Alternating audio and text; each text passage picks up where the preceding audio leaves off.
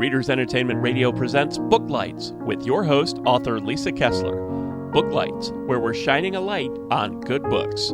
Hello, everyone. Thanks for tuning in to Booklights today. Wherever you are, I hope you're staying cool. It's been a very hot summer so far, but that makes it the perfect time for staying inside and reading a really good book. And we've got a great brand new one for you.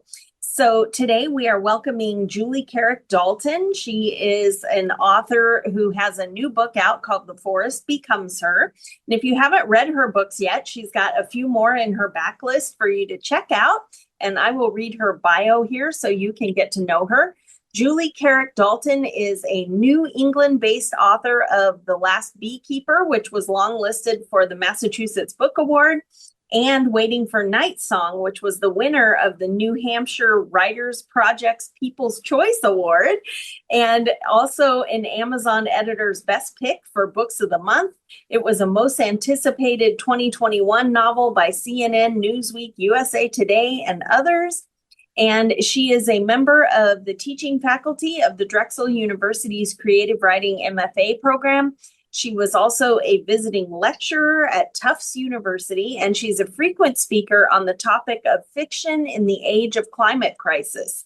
Her writing has appeared in the Chicago Review of Books, Orion, Newsweek, the Boston Globe, Electric Literature, LitHub, and others.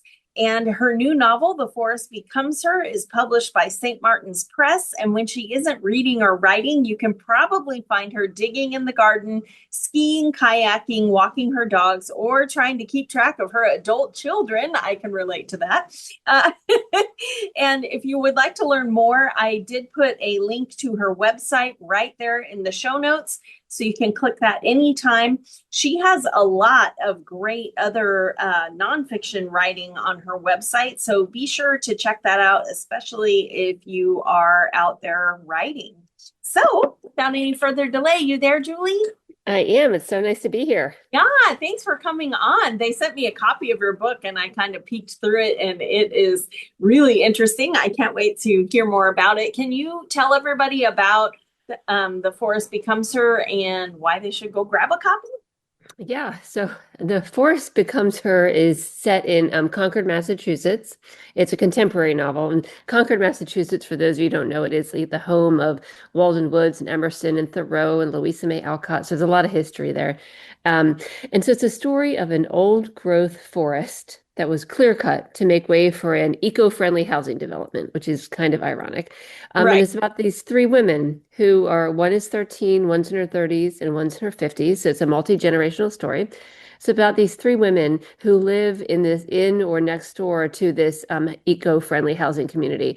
And for different reasons, for different things these women are going through, each of them, they start to feel themselves, feel that they're sensitive to the grief that the land is feeling because of the loss of the forest. And it's really drawing them in literally into the soil and to each other. So it's a story about these women trying to fight to save the last tree that was not clear cut when they built this housing development. So the tree is kind of drawing them together, but it's really a story about friendship, about these three women who don't seem to have anything in common being drawn together to save a single tree. But really, it's about them finding connection with each other because they're all experiencing some form of loneliness or grief, and they really need each other. And it took this tree for them to find each other. I love that. And what inspired this? What made the idea pop for you? Well, so when I was a kid, when I was 13, just like Polly, who was one of the characters, she's 13. There's a forest behind my house that I grew up playing in, and I was like one of those kids, like half feral children that was always running around in the woods. And when I was 13, they clear cut part of the forest, and they took down my favorite tree, which sounds silly, but it was really traumatic for me. It was this tree that I used to go sit in when I was having a bad day or when I was having a good day. I used to read. I read all my Judy Blume books back there, and Little Women, and some scandalous books like V.C. Andrews, the Flowers in the Attic series. I think I read those books back then. But fair. Yes. And so I used to go back there, and it was like my safe place, especially when I was having a tough day. And when you're 13, there's a lot of tough days. And I went back there one time, and I didn't know that that there was going to be construction going on, and they clear cut the forest and they cut down my tree. And it just left this scar on me that I felt so connected to this particular forest. And I think it really made me see nature a little bit differently. It made me, like, I guess, see it with wide open eyes and value it and love it. And realizing that, not to take it for granted. And so I gave that wound of the loss of that forest to Polly, to my 13-year-old character, and let her kind of play out my story, but maybe have a different ending. Yeah, yeah. Did you feel like there's a little of you in at all three different ages? Because now, as you know, a 50-year-old person, I feel like we have a greater connection, I think, to, that these trees have so much. There's roots, there's knowledge, there's all these things that trees have. And when we're 13, I don't know if we think about that. Yeah, so all three of the characters. So Polly's 13, Hazel's in her 30s, and Stella's in her mid 50s. And all three of them are a version of me. And so I got to do something pretty fun when I was writing this book, is to take three versions of myself. Now, they're not exactly me, but there's something fundamental about their characters, about who I was at these moments in time. And I got to play with them all contemporaneously, like imagining my 13-year-old self, how I would interact with her now. And that was pretty exciting because I'm 56 right now, so it's pretty easy for me to imagine Stella, who's 55. Right. It didn't take a lot of brain power to get into that persona.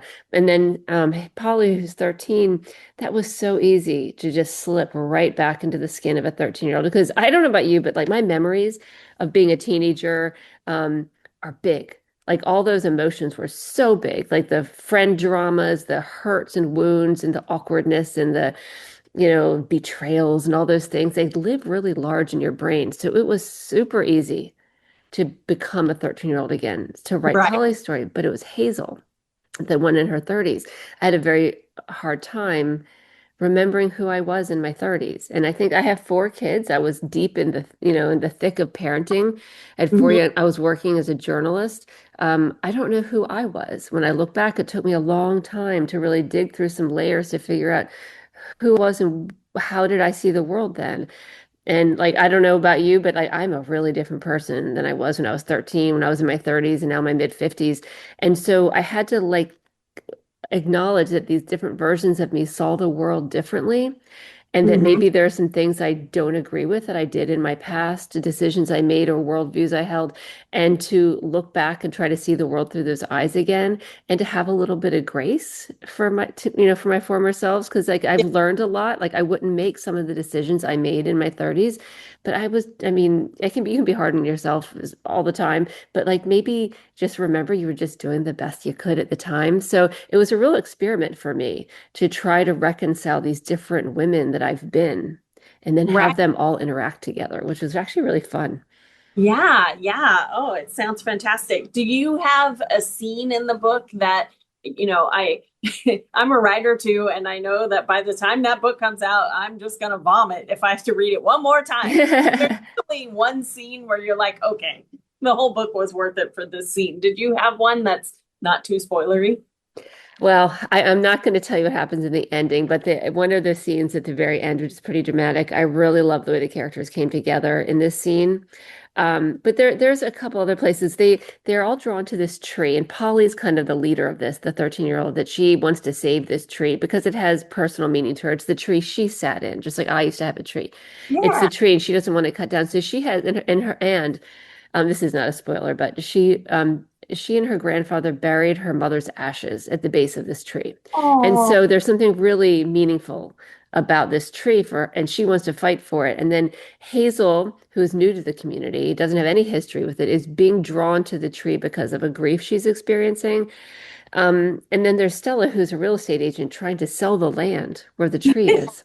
So they have different motives, but there's a scene when they all come together to plant a tree illegally oh, near the old oak tree, and they have this moment of connection when their hands are all in the dirt and they're planting a sapling near this old oak tree that I really loved. I felt like it was almost this like magical moment where the three of them like physically and emotionally really connected, which I really loved writing that scene.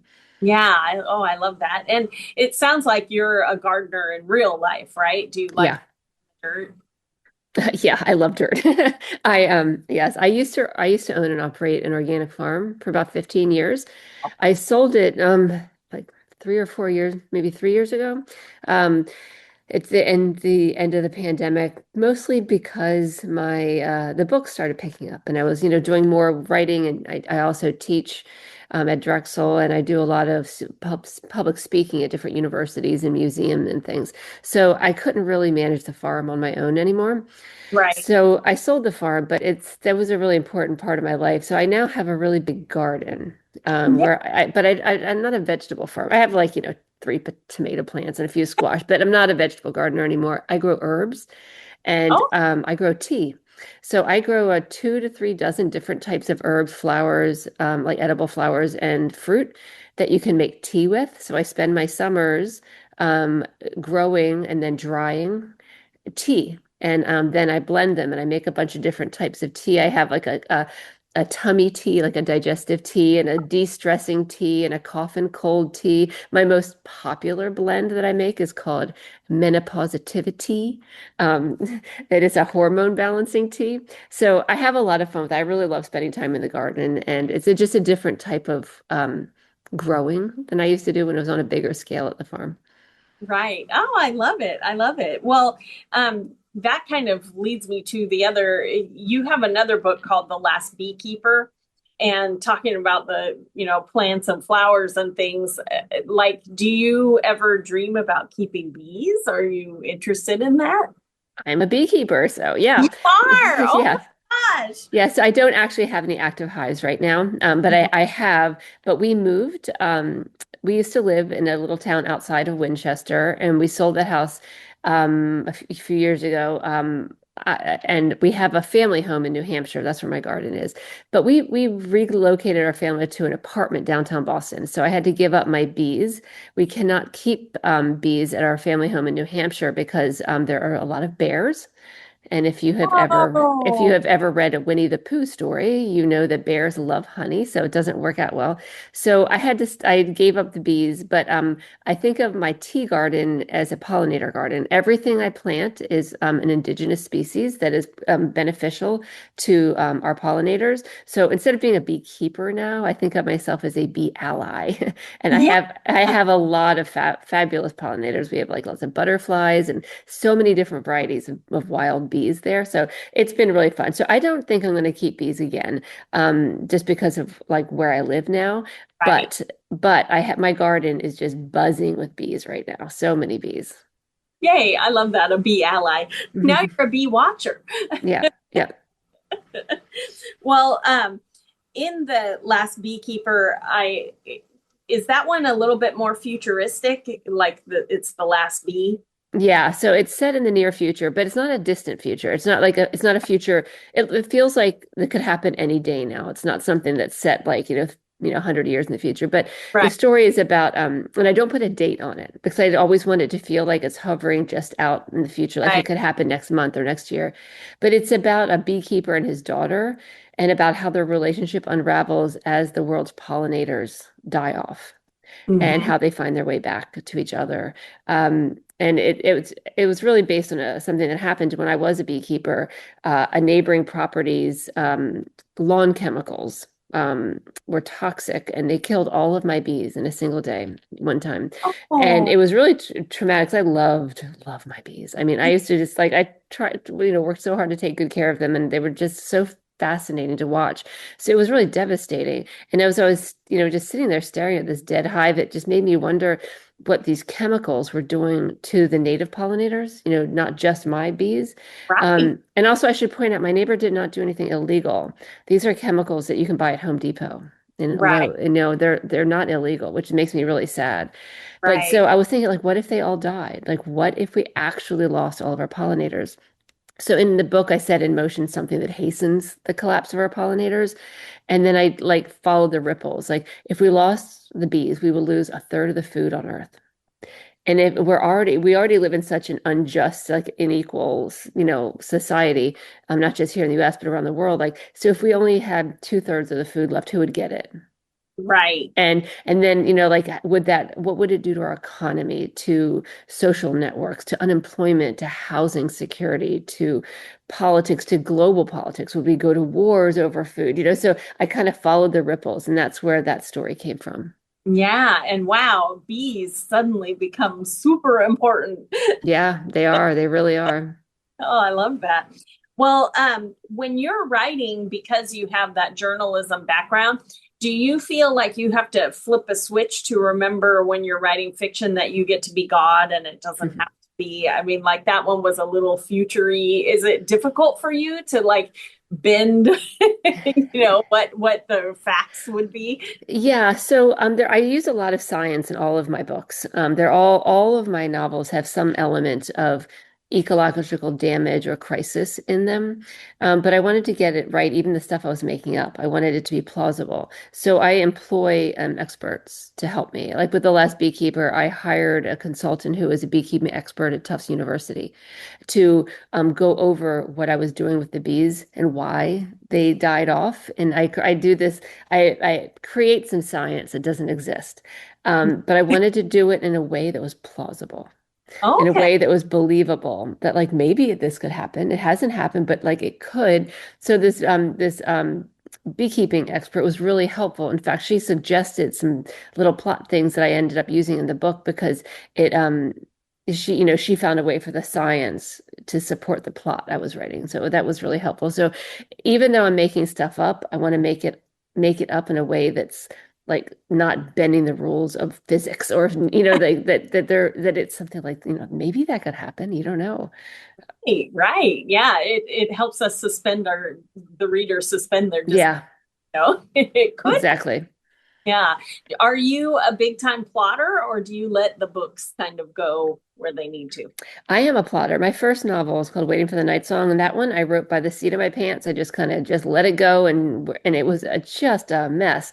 I mean, I had the revision on that book is like I didn't know what I was doing. So the second book I tried plotting, and I was like, oh, this is like not a bad idea. So I outlined the book. Now I deviate from my outlines a lot. When I get somewhere and it's not working, I do not try to force myself to stay in an outline, but I do work from an outline. Both my second and third books, I wrote toward an ending. I knew how it was going to end. Like I knew exactly where I was going. I Right. just was writing towards that scene, and that helped me plot to make sure all the pieces added up in the end. Um, and for me, it works. I think, so many writers can give you you ask 10 writers how they write, you'll get 10 different answers. But for Right. me, plotting is really useful. And, always with the caveat that when the outline's not working, I'll deviate from it anytime. Right. Did you, in The Forest Becomes Her, did you have any surprises where you thought we were going this way and the characters are like, no, we're going this way?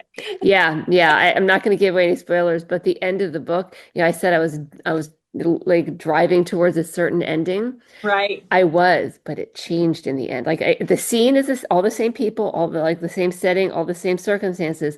But what happened in that scene is not what I thought was going to happen in the scene. And it really surprised me when one character all of a sudden did this thing that changed the end of the book. And I was like, oh, that's how it ends. And it was very exciting. Yes. Yeah. And that happened to me in The Last Beekeeper too. There are some things that along the way that some characters that had dual roles that were involved in things and that I didn't see. And all of a sudden I was like, oh, it was you all along. Or, kind of things that were, it's like your subconscious is kind of writing alongside you, waiting for you to catch up. Yes, I love that. That's my favorite part of writing. And when I see like reviews where they say, "Ooh, classic Lisa Kessler twist," I always think, "I know it was more surprised than me." Exactly, exactly. Yeah, those are fun. Those little Easter eggs we leave for ourselves to discover. We don't even know it. That's the best. Uh-huh, yeah, when our subconscious goes, "Wait, remember they had a key." I'm like, "What key?" Oh, they did She have. put it in her pocket in chapter 3. Yeah, I love that. Yes. Yeah, that's when I think we remember that we don't know our subconscious and when it's telling stories, Yep. Yep. even us. Yeah, it's always fun. Well, what's next for you? Are you working on another book or what are you up to? I am. So I have a fourth book under contract with St. Martin's, and I just finished a draft of it last week. Wow.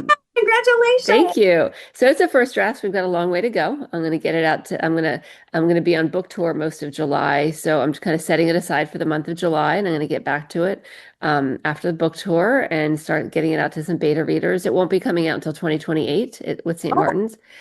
So I have some time to work on it, but I really love it. Just I'll give you a tiny little teaser for it. yeah. It's set in the future again, going back to Mhm. the future. Okay. And it's set in a climate altered Alaska Oh, and it centers on food. It has to do with foods that are impacted by climate and the cultural impacts um, of losing or the threat of losing certain foods that we are not just because we rely on them as sustenance or something like that, but more about the cultural touch points that certain foods have that they have emotional attachments to, and if we lost them, we lose more than just like something that tastes good. So that book is I'm very excited about. I really like the first draft so far. I haven't gone back to look at it though, so it might not I be know. as good as I think it is. We're infatuated, and then we Yeah. get the edits, and we're like, "What?" Yeah, yeah. So I'm not sending it to my editor till November. I'm going to let it sit for a little bit, let it kind of calm down. Then I'll look at it again in August and revisit it and get it cleaned up a bit. But for now, I'm pretty excited about it. I think it's going to be a good book. Yay, yay. I am always fascinated for some reason. I think perhaps in a past life I must have lived in Greenland. I don't know, but I'm very fascinated with icy places, even though I hate the cold. But anyway, but I was reading the book about the USS Jeanette that was trying to get to the North Pole in the 1800s. I'm like, man, these people were brave. No Yeah. phones, no anything. I'm just like, what? But part of it that I found so interesting that I had never really thought about is that there was a science man who was writing down what people eat up there and all that kind of stuff. And at that point in time, nobody had really thought about that, what happens if we eat all the way or kill all the whales and walruses and things. And it was like this dire thing at that point that they were running out of whales and whale Yeah. walruses. And I had no idea and how that impacted everything because we didn't have electric light yet. So things like that, we have to really think forward, I think, when we're making decisions because we don't understand that if that resource is gone, Yeah. how that's going to impact everything. And apparently we've been doing that throughout history. Yeah, yeah, we're good at that. In the this new book I'm working on, I don't know if this is really going to be the title of the book, but right now the working title is Children of the Flood. Oh, And in this book, it is in the future, about 2.5 generations ish in the mm-hmm, future, but mm-hmm. it feels like it's kind of in the past because it's kind of a post-grid world, and so it's both futuristic and feels nostalgic at the same time, which I'm really enjoying, kind of working in that kind of liminal space between nostalgia and the future. Right, right. Well, you think about it, and if you destroy things, it takes you back to It the takes you back. Yeah, yeah, have you don't have all of that infrastructure that you would have had, yeah. been a little more responsible. Yeah, exactly, exactly. So there's, it has like all my books, some element of, climate, it's environmental stewardship and responsibility for, how we live on this planet. But none of my books are like didactic, like Right, trying to teach you a lesson or wag fingers at you. But it's right, all set against the backdrop of some right. element of climate crisis or ecological damage, and just characters just living their lives in the wake of whatever's going on in the background. I don't ever want my books to feel like I'm trying to like shove information down. And I don't think they do. I Right. think it's just the backdrop to the stories. But it's also really fun to create these worlds. Yeah, yeah. Well, who inspires you? Who do you read that you finish the book and you're like, oh, I gotta get to the keyboard. Yes. The number one answer of my like favorite author right now is Charlotte McConaughey, who Mhm. wrote Wild Dark Shore, Once There Were Wolves and Migrations. She writes in this kind of climate space. She's a literary writer, just a beautiful writer, and she does a fantastic job of creating really memorable characters and settings. And there's also like a lot of reflection about how we live on planet Earth in her books as well. But they're just beautiful. It's really the stories, like all those things, the climate stuff, that's great. But it's her stories, her characters that they just draw you in and they kind of live in your head forever. They're just really beautiful. So she's my favorite. Also, a big fan of Jesmyn Ward.